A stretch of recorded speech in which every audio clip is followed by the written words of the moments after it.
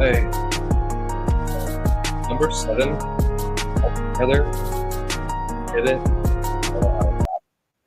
Guys, holy cow, look at this. Ladies and gentlemen, this is it. South Carolina Live number 7. Would you believe it? It feels like we just started yesterday. But again, guys, thank you guys for joining on in. This is the 7th edition of South Carolina Live here on the Voice of College Football Network. I'm your host, as always, Lucas Hill. Thank you for those of you that have continued to support us, continue to showcase your love and respect for our network, continuing to showcase that love. Guys, you guys have been killing it on these videos. You guys have been absolutely loving the content that we have been putting out. You have some meat and fries on set. What you going to do about it?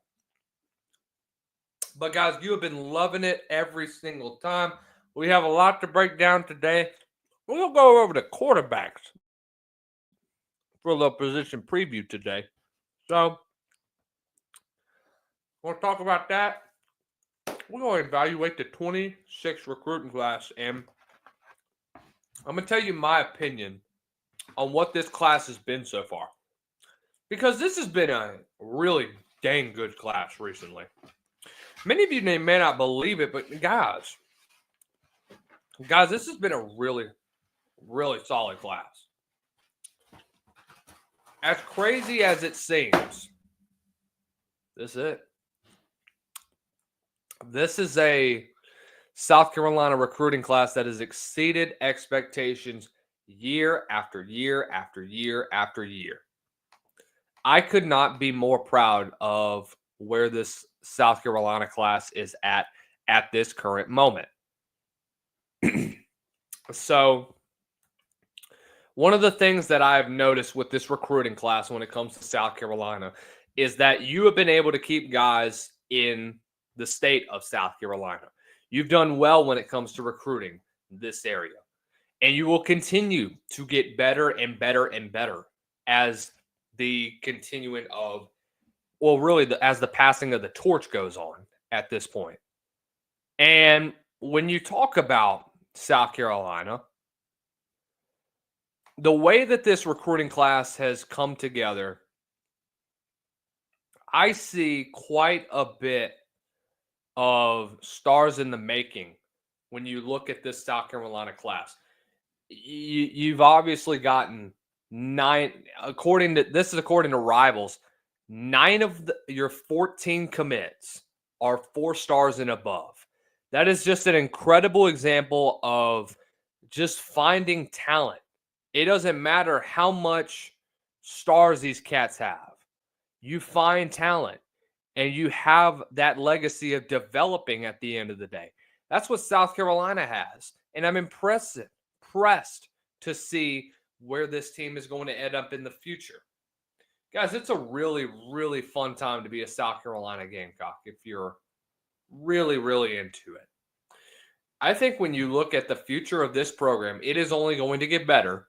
It is only going to get to a point where you're going to look back and say, my God, I mean, look at where we were way back when, and you look at where we are now. Look at where we were during the Muschamp era, and look at where we are now. Look at where we were during, God, I don't know, the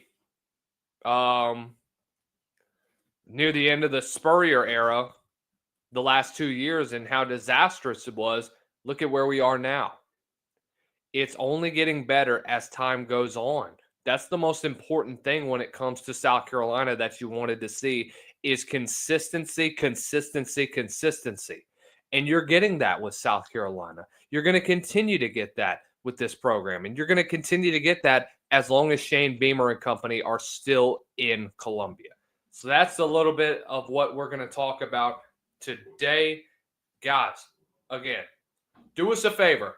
Hit the like, share, and subscribe button. Turn on that bell notification so that you are notified every time we go live here on South Carolina Live at the Voice of College Football. We're this close to getting to 600 subscribers. You guys have been killing it recently. You guys are continuing to smash the like button. You guys are continuing to smash that subscribe button.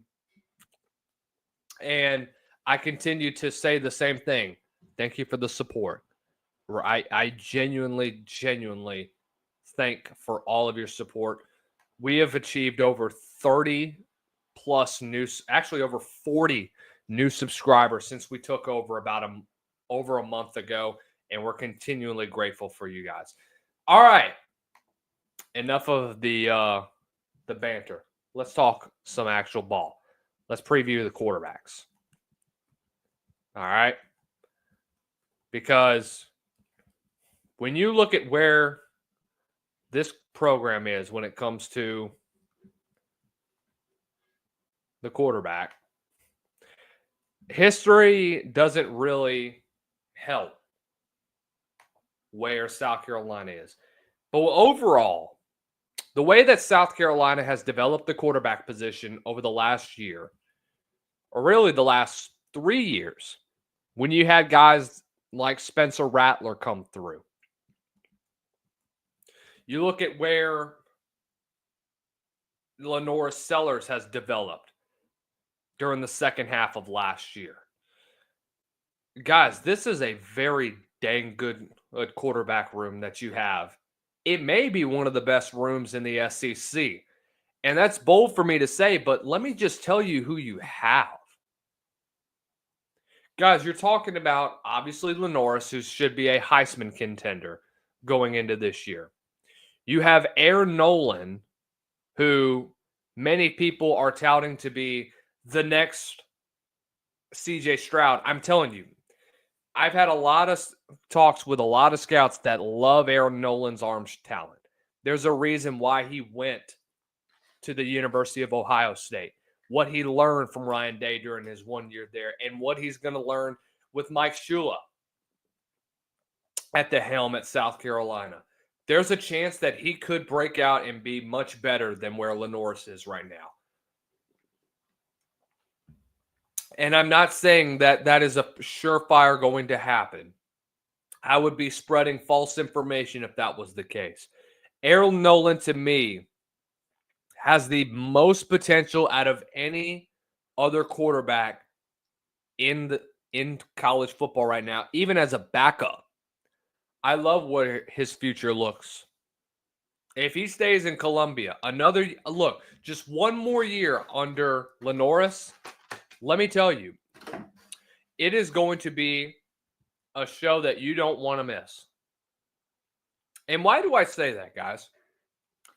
I say that because it's been pretty peculiar over the last couple of months, the way that Aaron Nolan has developed as a quarterback. Learning under the Lenoris, learning the playbook in South Carolina, that he's in prime position to have that next man up mentality. Let's say Lenoris does go down. Well, you may have another guy that may be just as good, if not better, than where Lenoris is right now. The only reason he's not starting is because he's young. And the guy still needs time to develop. That's what's so important. It's about like what Steve Sarkisian did with Arch Manning the last 2 years. Let him develop. Let him wait his turn to get some playing time. Learn under what Quinn Ewers was doing. That's exactly the type of mentality that you have to have with a guy like Aaron Nolan, a guy that I think can make a huge difference at the end of the day at the quarterback position, and a guy that I think can take a program to new heights. Cutter Woods is a guy that I think people have talked highly about. I know people are saying that, oh my gosh, he's been putting up doing some good things throughout spring practice. Dude was popping off during the summer. Was one of 5 finalists for South Carolina's Mr. Football. He was South Carolina High School Player of the Year for back-to-back years by Max Preps. High completion rate. Will launch the football down the field. has a great football IQ, in my opinion, and I think he's going to continue to develop where he is as that football IQ increases over time. So I think with a guy like Aaron Nolan is going to continue to, or no, not Aaron Nolan, but Cutter Woods. Cutter Woods is going to continue to see plenty of opportunities when it comes with the reps with the twos. He's going to continue to see his snaps increase over time. He may even end up competing with Air at the end of the day for that number 2 position, and he may end up winning that position. Do I think it's going to happen? Absolutely not. But he's going to provide competition at the end of the day. I don't know what the future looks like with Doty. I do think he'd be better off being at that tight end position. But I think with a guy that has that type of athleticism that Doty is, that can play a flex position, I think he's better off just where he is as a tight end. He's better off doing what he's been able to do. He's done very well all over the field. You don't want to screw anything up with that sort of talent that the kid has. I'm not saying that he's not going to take some snaps at quarterback, but in my opinion, he's better off being that flex receiver that he has been. Either that or he'll be a special teamer through the rest of this year. Do I think that's going to happen? No. I think he's going to be your full-time tight end, but find a way, if you're Mike Shula, to use Doty in a variety of different positions. That's why you have him there as an athlete. Get him out there. Get creative with the playbook. That's what I would do if I'm Mike Shula. And it would definitely benefit you at the end of the day when it comes to where South Carolina is at the end of the day. Definitely would benefit your program if you're able to use him in a variety of different positions. So overall, this is probably the deepest quarterback class that I've seen from South Carolina in a while. I would even compare this to even deeper than what Auburn has because of what you are getting, more productivity in a quarterback compared to what Auburn has. And that's not a shot at Auburn. That's just a fact. That's a fact that people need to really understand, that this is real.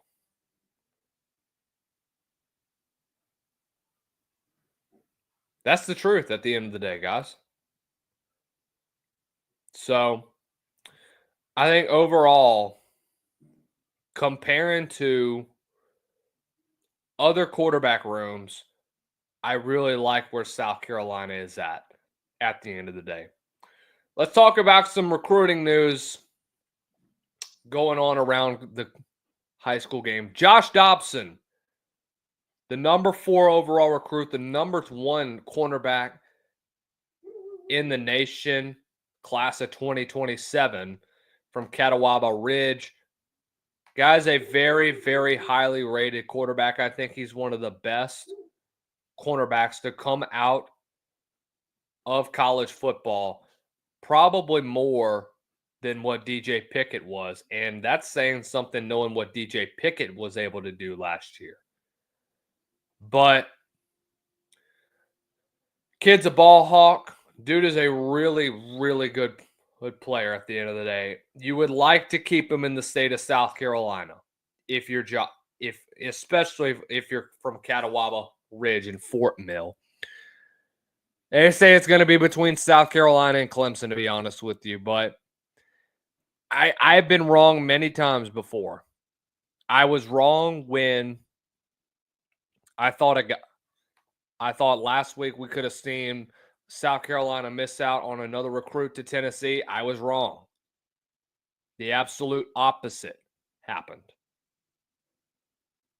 When you look at where South Carolina is at with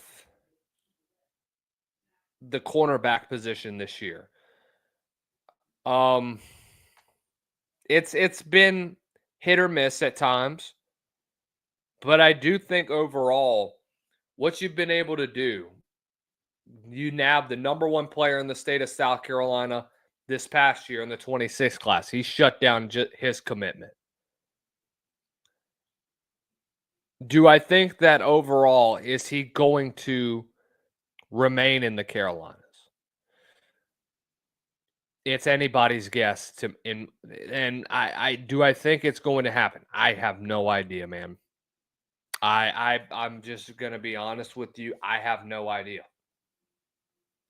Would I love to see that? Absolutely. Absolutely. Knowing that you could potentially have two young guys on the outside with Jazavian Currents that will be playing safety, and you add Josh Dobson, who could bring that X factor to the table. I would love to see that. But am I going to be, shall we say, blind and say, oh, he's a surefire South Carolina commit? No. Nobody is in this era of college football. Nobody is when the money comes flying. And I got a lot of heat on social media when I said that. People were saying that I'm stupid for thinking that, oh, all these kids, they don't care about the money, they care about the culture.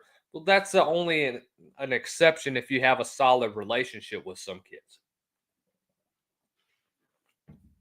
And everybody's going to think that money doesn't matter. You're dead wrong. You're absolutely dead wrong if you think that.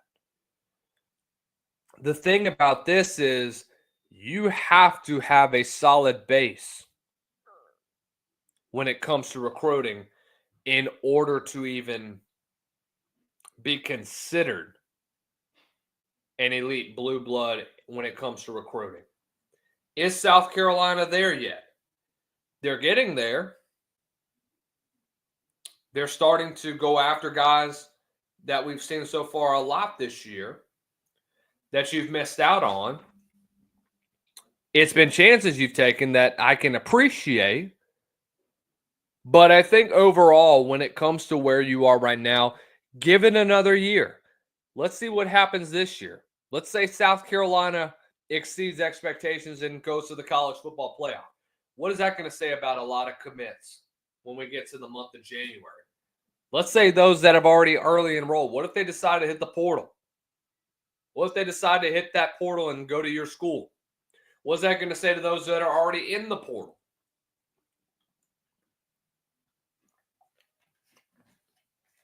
It certainly would speak a lot when it comes to the future of your program and what you have in store. I would definitely be all for it. I would love that if that's the case. So I think the bottom line when it comes to recruiting is that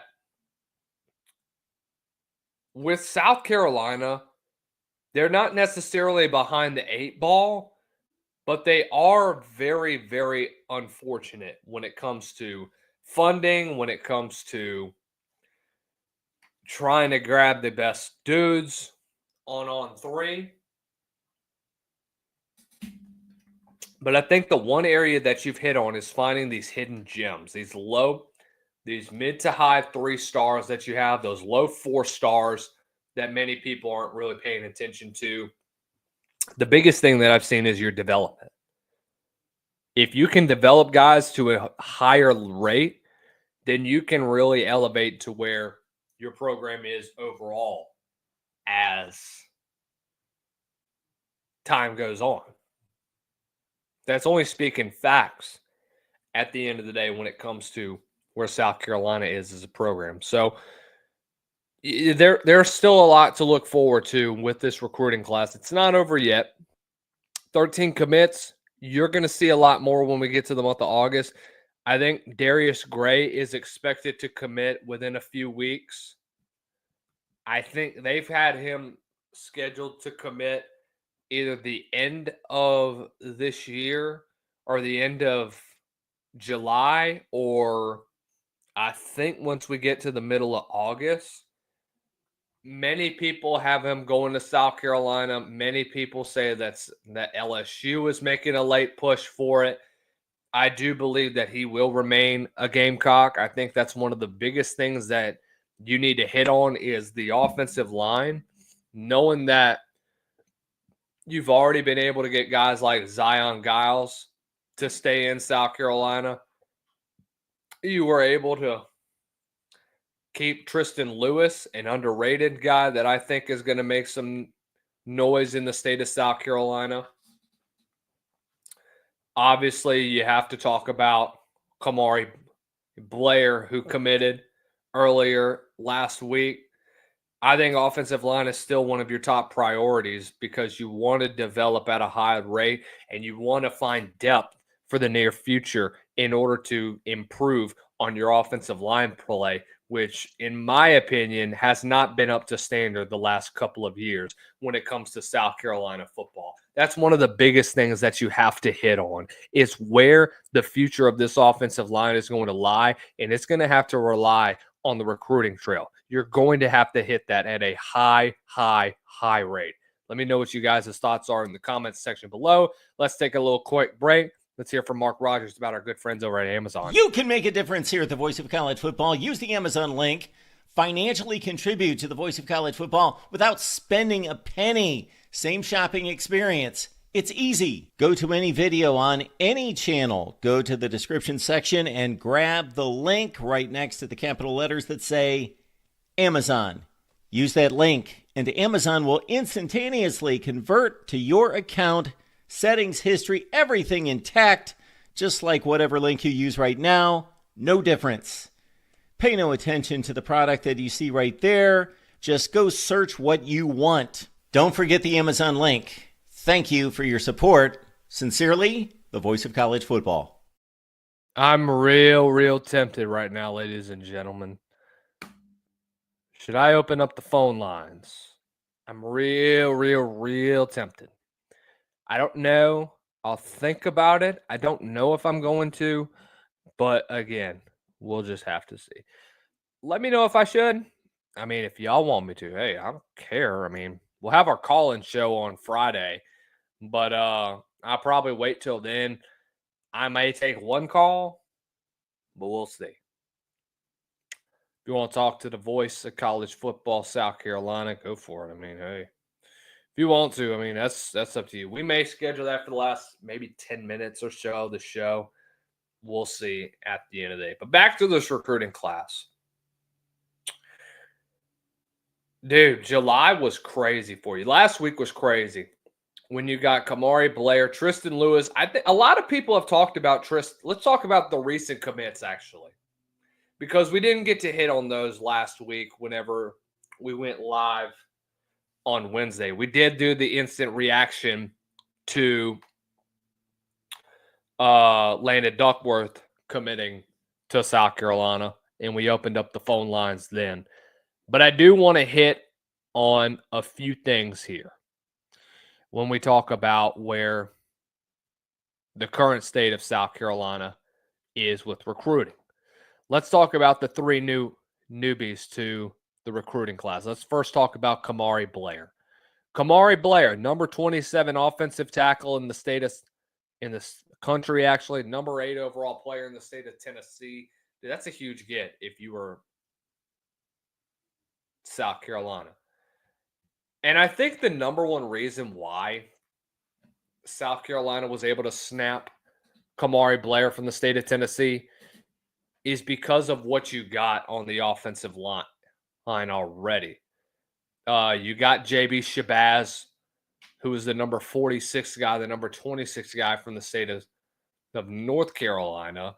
And I think once that happened, that opened up the door for a guy like Kamari Blair to commit to South Carolina, because Blair was not, I don't think once Shabazz ended up committing to Tennessee, that's whenever Blair looked at that, saw the Tennessee offensive line room in the 26 class and say, okay, taking a step back, let me evaluate my situation right now in South Carolina, and let's see what we have in store. And I think he's going to make a great decision, in my opinion. He's going to make a tremendous decision at the end of the day. I think it's a smart decision that the kid is making, and I think he's going to end up being a really, really solid offensive lineman. Guy was a really good player. 88% season grade last year. Ended up with 60 pancakes last year. So let's go ahead. Let's kind of study his film a little bit. We're going to evaluate each of our 3 newest commits for South Carolina. Let's talk about this. Is he playing guard? No, never mind. He's right there. Okay, he moves his feet really well. He really does a good job of moving his feet.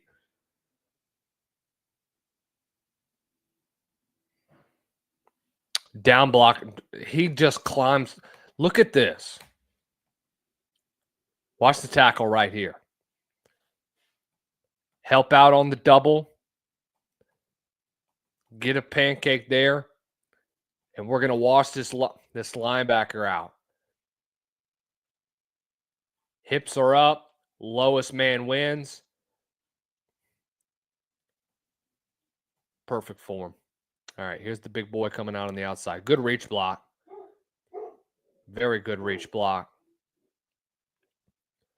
He's a beast, man. I mean, he's got great technique. And in a state like Tennessee where football-wise, high school talent is abundant in the state of Tennessee, especially with what you have right now in 26. Tennessee is a very, very, very good breeding ground for underrated talent. Kamari Blair could be one of them.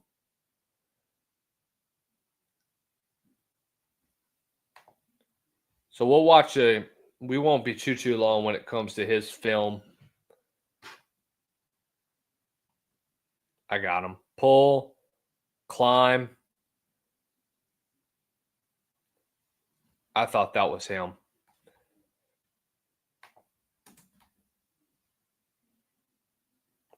Okay, so is he playing guard or is he playing tackle? No, that's him out in front. Look at the speed. Wow. I don't think I've ever seen a 6'6", 270-pound offensive lineman move like that.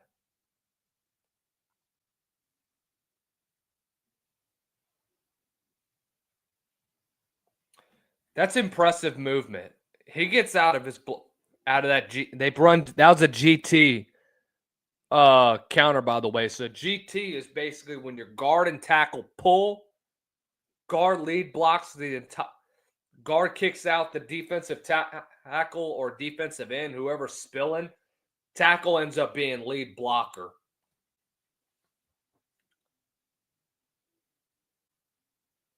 I mean, he just looks like a giant compared to who he's playing against.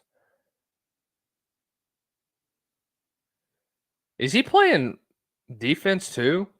I like the chase down.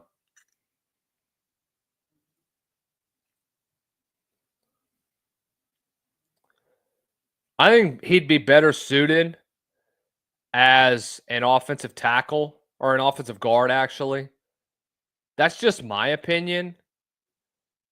I do like him at defensive line. I think he's quick off the ball. You need a guy that's a two-way player like Kamari Blair. A guy that can just get out in front in the open space and make plays.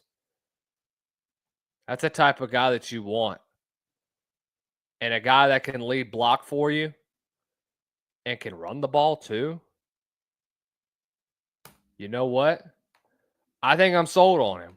He may end up being the steal of this entire process. I like JB Shabazz. We went over his film already. But when I look at where Kamari Blair is at as an offensive lineman, holy cow. The guy is massive. The guy is a tower when it comes to his athleticism and how he gets off the football. It is quite impressive seeing the type of athlete that he can be. And it is scary to me seeing what type of program that he can be. And what type of program leader he can be. So that's him. Let's talk about Tristan Lewis now, who committed last Thursday out of Greenwood High School, Greenwood, South Carolina. He's slowly been climbing up the recruiting ranks. Doesn't have a whole lot of noticeability on him. Was at the Shane Beamer camp not too long ago. But people have been I've heard from the rumblings around South Carolina country is that he's one of those guys that can slip under the radar and can be a really solid recruit. I mean, the guy can flat out play football. Excellent cover safety.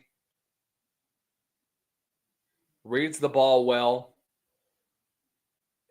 And as an athlete, I think that they're going to utilize him to his advantage. He has a big arm, too.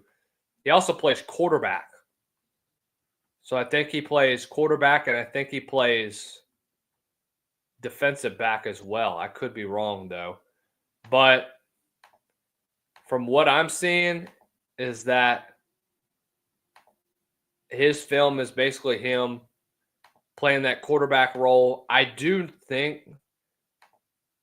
don't know if he's going to play quarterback at the next level. That's why they have him as an athlete.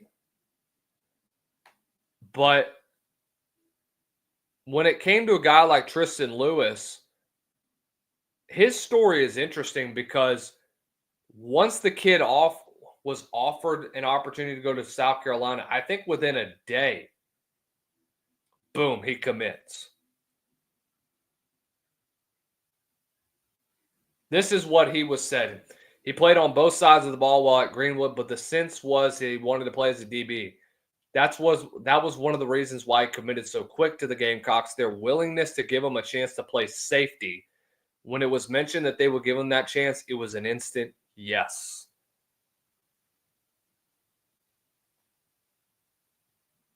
So he was at baseball practice, actually, and got the call from Shane Beamer. I'm sorry, he didn't commit the next day. He committed on the spot. Not missing a beat. Lewis told Beamer, "Thank you. I'm ready to commit now." Wow. It's pretty impressive. Man, I mean, I like Tristan Lewis. I think he's a really good athlete. The fact that they're going to give him an opportunity to play both sides of the ball is quite impressive. And the fact of the matter is that the kid can play both sides. He's got a great arm. Do I think he's going to play quarterback at the next level? Absolutely not. That's why he wants to play safety. His only other offer was from Gardner Webb, according to 247 Sports. I do like that, though. I like the fact that the kid wants to commit immediately. I respect that in a kid. If you're that willing to go to a program like South Carolina or any program in general, if you commit on the spot, that's when you know you're dedicated. Like, forget everything else. I'm committing on the spot. I need to commit on the spot. So I think when you look at where they're at when it comes to the athletes and under the radar prospects, those two, in my opinion, are the guys that everybody needs to look out for. And finally, everybody, with the man you've all been waiting for, Landon Duckworth is a South Carolina Gamecock. Was in the Elite 11 finals, dynamic dual threat signal caller, has a rare physical tool. and he's a made-to-order for a modern spread attack. Has a quick release, zone read talent. Dude can get the football out quickly. Has a zip to it. I saw him whenever he was at Elite 11, and the dude was rolling throughout the entirety of the camp. The dude was absolutely electric throughout the time. Let's talk about Amari Thomas. Amari Thomas, the 4-star running back, just decommitted from Florida State. He's from Blountstown High School out in Marianna, Florida. 5'10", 178 pounds, according to 247. I don't really know with what he's at, but the biggest thing that I can tell you from my evaluation of him, he can get out. He can be 88 and out the gate once he gets an opportunity. And it can happen in a heartbeat. Amari Thomas is a guy that I think can break a game open for any program. The fact that South Carolina gave him this opportunity is going to speak volumes when it comes to the end of the year for where South Carolina is at the running back position. That's a position that they haven't really quite hit a lot. This is one of the examples from what I'm talking about when it can be 88 and out the gate. Just watch this run. Nice cutback. Bam. Gone. You know he's gone from the big hole that is in the middle of the defense. That's the type of energy that you want to see from a guy like Amari. He is a shifty back. He's a guy that can go north and south. The guy can get out of his break. You can put him in the slot. He can be an effective check down guy for you at the end of the day as well. Do I think he's going to play a receiver in college? No. Do I see Mike Shula lining him out at receiver? No. Do I see him on screen plays, though, making plays? Yes. This is one of those examples. What a cut, dude. What a freaking cut. That was impressive. Absolutely impressive. This young man is a special talent. No way he breaks one off again.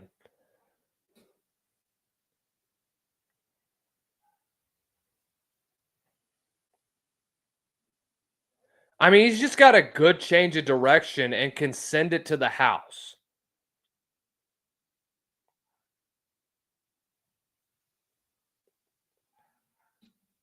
That's the type of athlete that Amari Thomas is. Send him right up the middle. Good change of direction. Good vision. Really, really good vision. Amari Thomas can be a steal if you're South Carolina. And Amari Thomas can make a difference at the end of the day when we talk about what type of back that you need. You need a guy that can roll. Amari Thomas can roll. Brother, let me tell you, I'm excited for where this recruiting class is going to be. Land Amari Thomas. See what people are going to take you as when it comes to where you are overall as a program if you end up flipping Amari Thomas. Because, boy, it should be real fun. I'm excited for where you are, man. I am really, really, really excited. Because they can really do some damage when it comes to where they are as a whole. Dare I say this, guys, Amari Thomas is one of those hidden gems. You have a lot of them in this class. Hidden gems is the number one thing that you have to focus on if you're South Carolina. And that's what you're going to hit on, is hidden gems at the end of the day. Let's talk about Vanderbilt. Let's go around the SEC, ladies and gentlemen. First of all,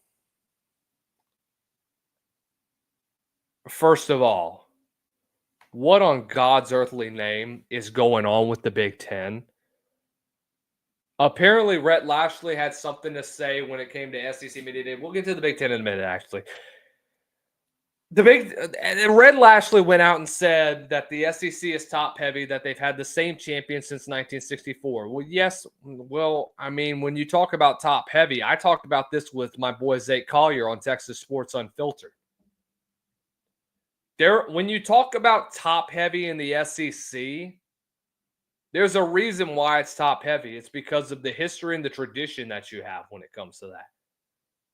But you act like top heavy is that, oh, it's the same teams that are winning the national championship, LSU, Alabama, and Georgia, or Florida. Y'all act like y'all have never seen the entirety of the SEC have these unbelievable seasons. Vanderbilt's one of them. Look, Vanderbilt can be one of them.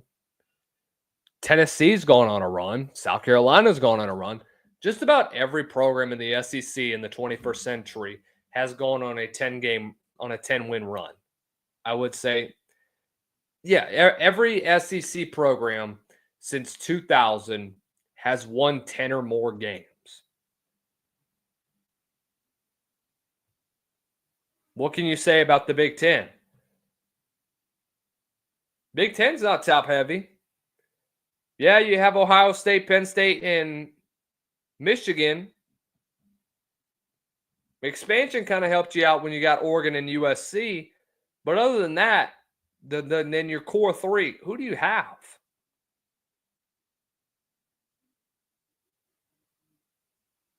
So you're making yourself look like a fool when you say that the SEC is top heavy, when it's so ironic that your own conference gets dog washed by teams like Kentucky,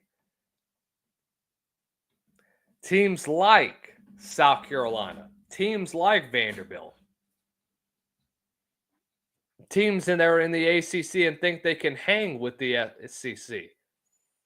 You have Clemson and maybe Florida State sometimes. What do you want me to do with that? SMU, you could say, is on the rise too. But that was ridiculous, the fact that you had a team like SMU, like Rhett Lashley, come to the stage and say the egregious things that he was saying. It blew my mind that you were saying crap like that.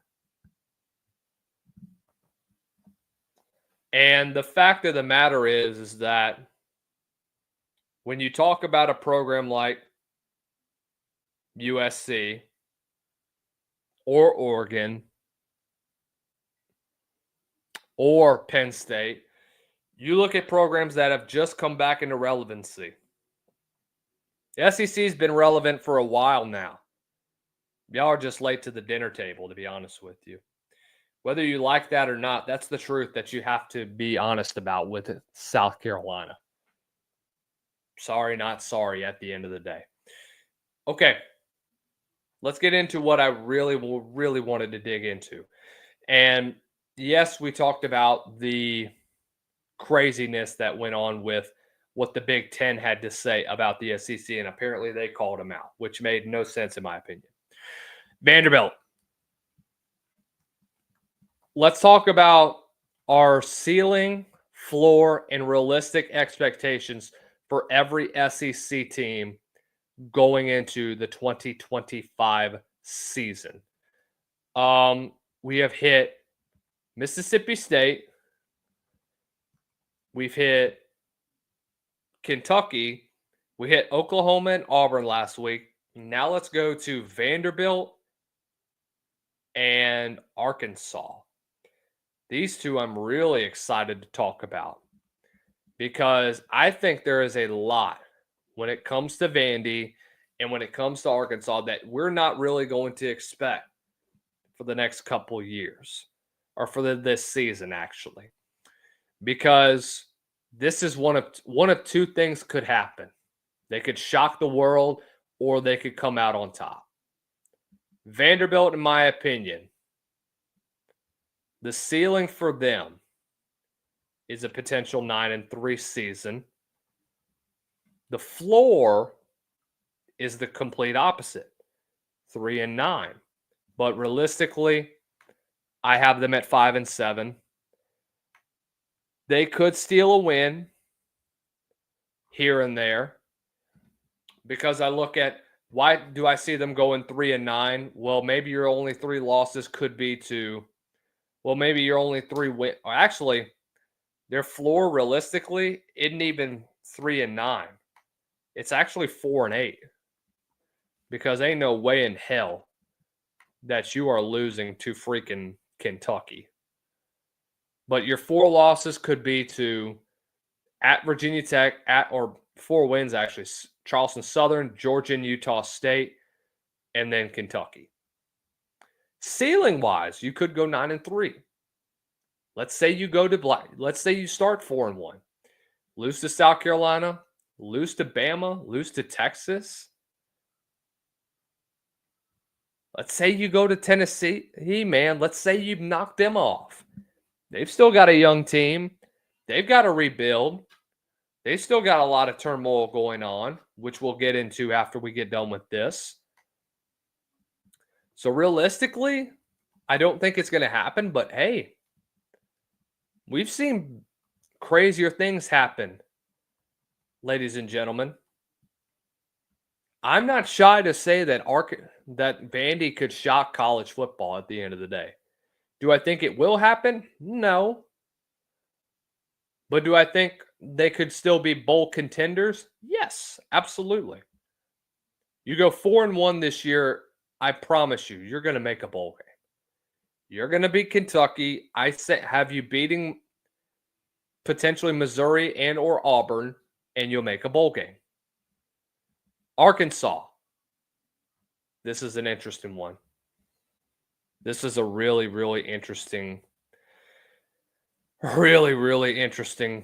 program that we have to talk about.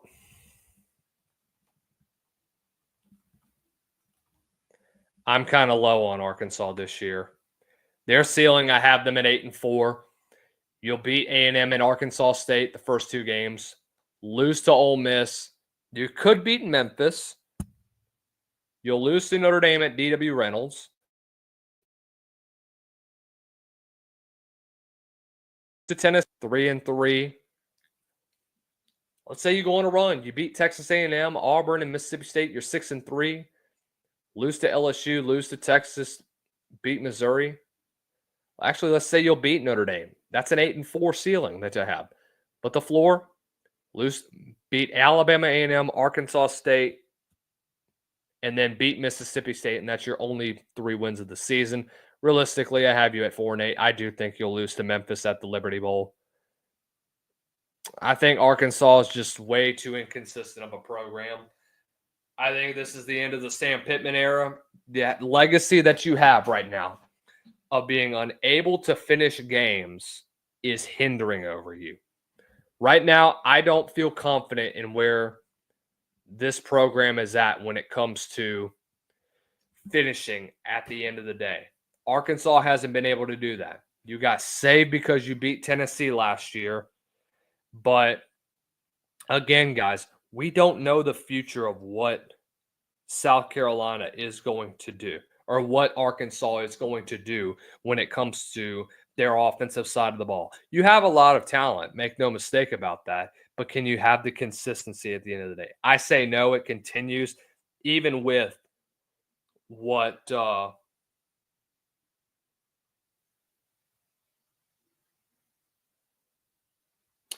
Arkansas has done throughout the portal.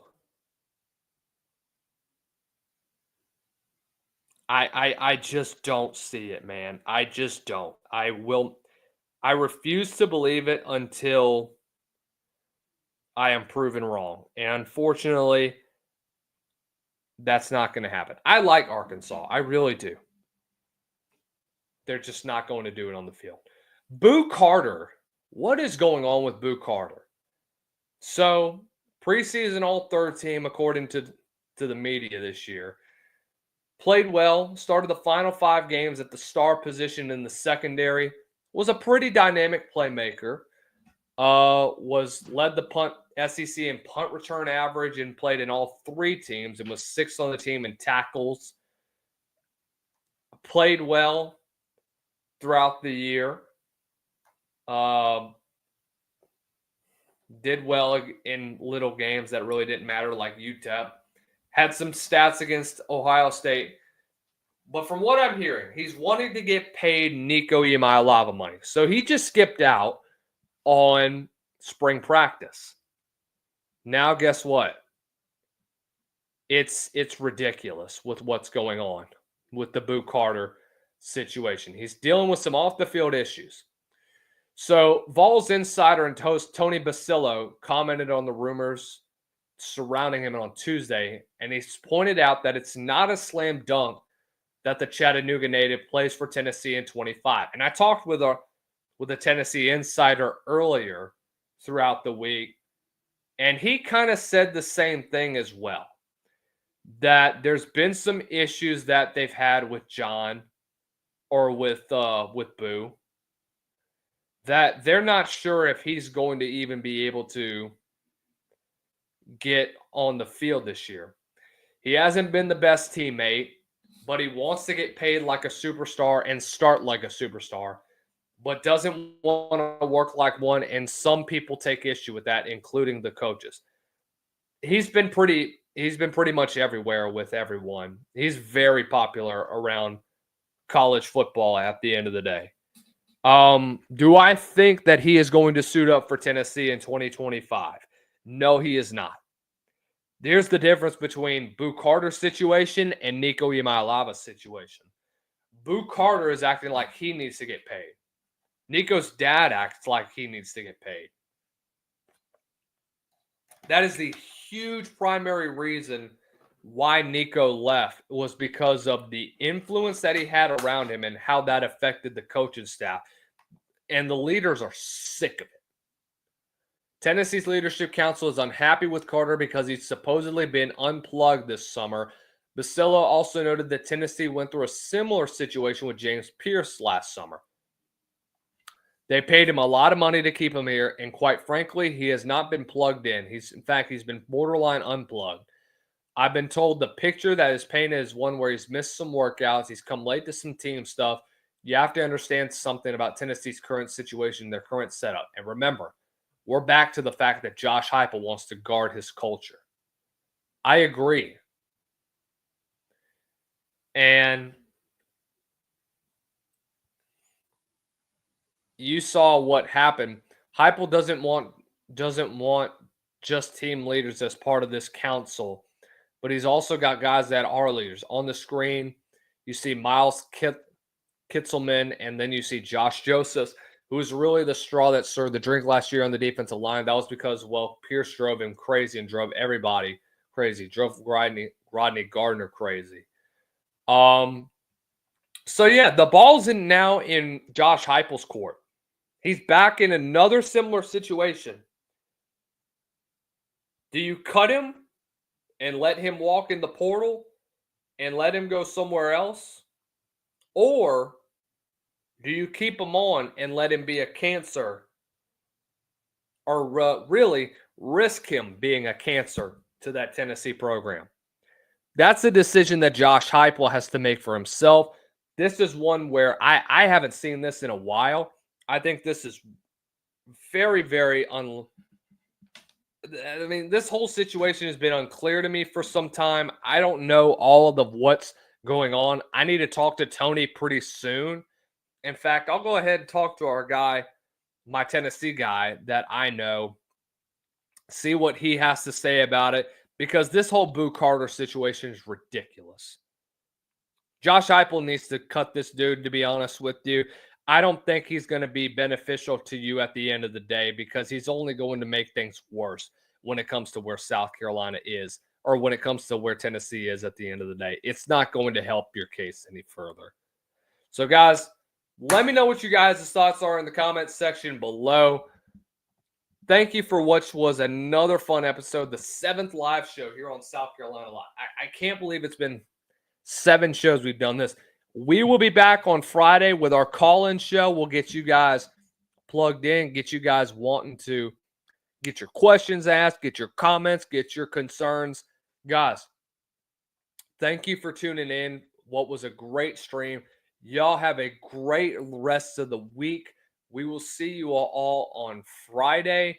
And as always, ladies and gentlemen, make sure you do us a favor. Hit that like, share, and subscribe button. Turn on those bell notifications so that you are notified every time we go live here on South Carolina Live here at the Voice of College Football. Always a pleasure to our friends at Amazon for sponsoring this video.